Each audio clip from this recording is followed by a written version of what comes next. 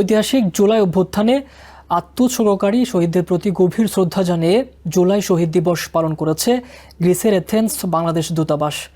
অনুষ্ঠানে দেশটিতে নিযুক্ত বাংলাদেশের রাষ্ট্রদূত নাহিদা রহমান সুমনা শহীদদের প্রতি গভীর শ্রদ্ধা নিবেদন করেন এবং বাংলাদেশের সাম্প্রতিক ইতিহাসে দিনটির তাৎপর্য নিয়ে আলোকপাত করেন। বিশেষ অতিথি ছিলেন গ্রিস বাংলাদেশ পার্লামেন্টারি ফ্রেন্ডশিপ গ্রুপের চেয়ারম্যান জর্জিওস কোৎসোস। এছাড়া অনুষ্ঠানে বক্তব্য রাখেন এথেন্স স্কুল অফ ফাইন আর্টসের রেক্টর অধ্যাপক এরাতো খাতজিসাভা। পবিত্র কোরআন তেলাওয়াতের মধ্য দিয়ে শুরু হওয়া অনুষ্ঠানে শহীদদের রুহের মাগফিরাত কামনা করে বিশেষ মোনাজাত করা হয়। পরিশেষে শহীদদের স্মরণে 1 মিনিট নীরবতা পালন করা হয়। পরে শহীদদের আদর্শের স্মরণে দূতাবাস প্রাঙ্গণে বৃক্ষরোপণ কর্মসূচি পালন করা হয়।